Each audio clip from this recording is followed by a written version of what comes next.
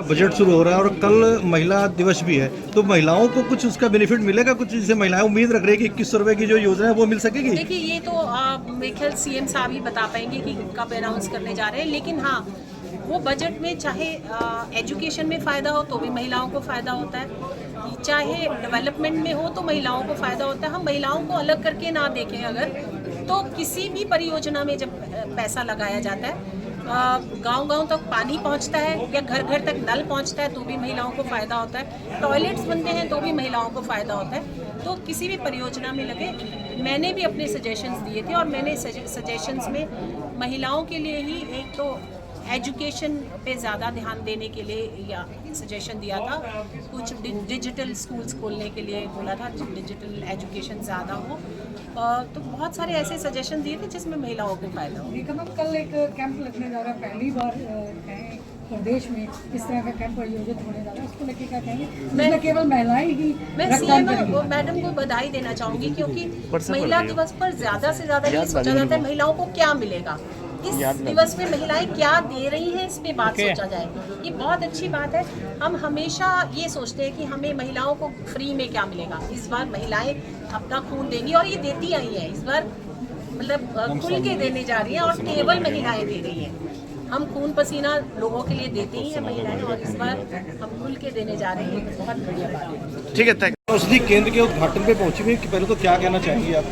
आज प्रधानमंत्री जन औषधि दिवस मनाया जा रहा है पूरे भारतवर्ष में, और ये 2018 से हर वर्ष में मनाया जा रहा है। इसमें जो गरीबों को दवाइयाँ हैं वो 80 से 50% कम दामों में मिलती हैं, और ये हमारे माननीय प्रधानमंत्री जी की सोच है कि स्वास्थ्य, स्पेशली जो पहले 2014 से माना जाता था कि सिर्फ अमीरों की देखभाल करता है स्वास्थ्य मंत्रालय, आज गरीबों की अधिक देखभाल कर रहा है। ये चाहे दवाइयाँ कम दामों में बेचकर हो या आयुष्मान भारत द्वारा गरीबों को 5 लाख तक की फ्री में उनकी मेडिसिन और उनके ऑपरेशंस का हर साल 5 लाख तक की वो ले सकते हैं सुविधा।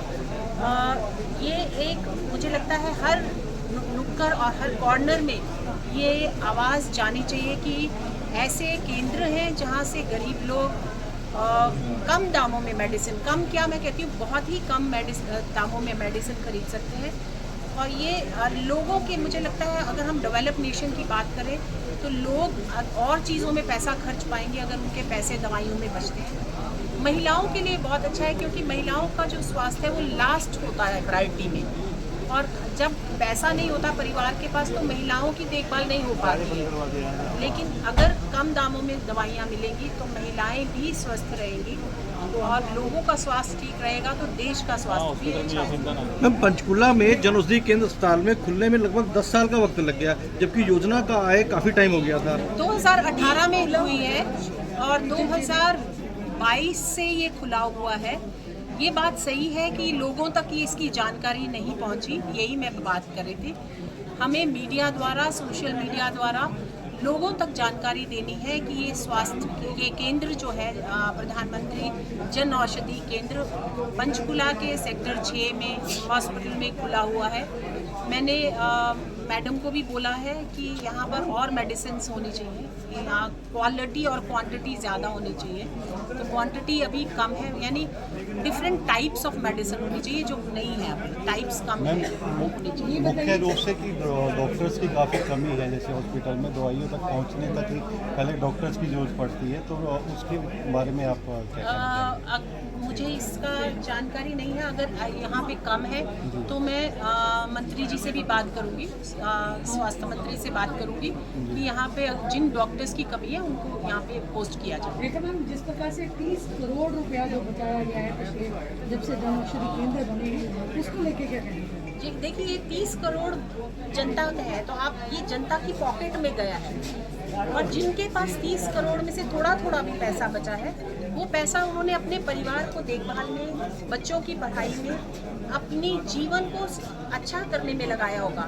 तो हम जब डेवलप नेशन की बात करते हैं तो डेवलप नेशन तभी होगा जब हर आम आदमी की ज़िंदगी अच्छी होगी। तो ये लाइफ को मतलब सेफ, सुरक्षित रखने के लिए और साथ में कंफर्ट देने के लिए मुझे लगता है सारी तरफ काम करेगा। वो पैसा जो बचाता है इंसान वो अपनी बढ़ोतरी के लिए लगाता है। खुला है अस्पताल में, तो क्या कहना चाहेंगी? ये प्रधानमंत्री जी की बहुत अच्छी पहल है कि एक पूरी परियोजना स्टार्ट हुई है जिसमें प्रधानमंत्री भारतीय जन औषधि परियोजना के नाम से ये शुरू हुई है और इसमें हर जिला अस्पताल में अब एक जन औषधि केंद्र खुद स्वयं जिला अस्पताल का होगा।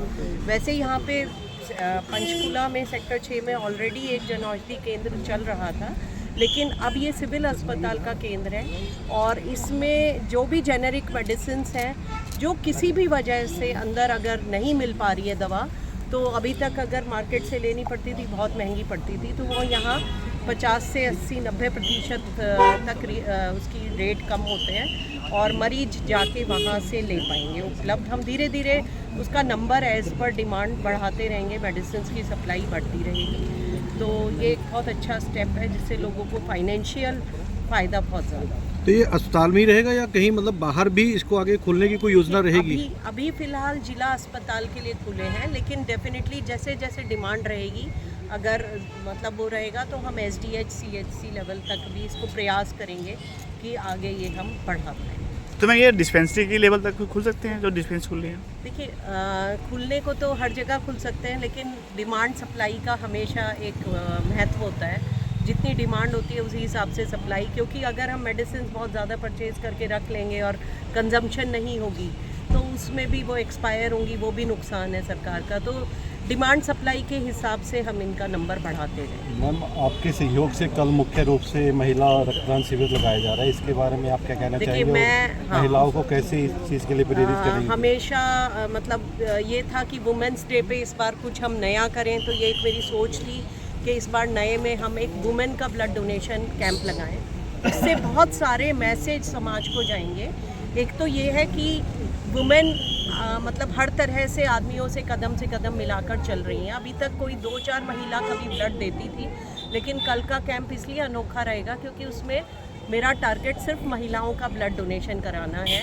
तो उसमें हम एक तो फिटनेस का लेवल, महिलाओं में जागरूकता ये आएगी कि हमें भी फिट रहना है कि हम भी ब्लड डोनेट कर सकें। दूसरा, जो फिट महिला हैं वो आगे आएंगी। अभी कहीं ना कहीं महिलाओं में एक डर मैंने देखा है रहता है, जैसे हम यहाँ रजिस्टर कर रहे थे तो कहीं ना कहीं वो संकोच करती हैं कि नहीं हम ब्लड देंगे, हम कैसे देंगे। तो वो वाला एक संकोच कहीं ना कहीं उनके दिमाग से निकालना ज़रूरी है। और हेल्थ पॉइंट ऑफ व्यू से हमेशा ब्लड डोनेशन बेटर रहता है, क्योंकि जो नई मतलब ब्लड की सेल्स हैं बोन मैरो में, लिवर में, वो बनने लगती हैं और उससे लिवर की हेल्थ, हार्ट की हेल्थ और हमारी ब्लड सेल्स वो मतलब न्यू उसमें एक्टिविटी होती है और उससे इन हेल्थ ये वाले जो पार्ट्स हैं बॉडी के वो ज़्यादा अच्छा काम करते हैं।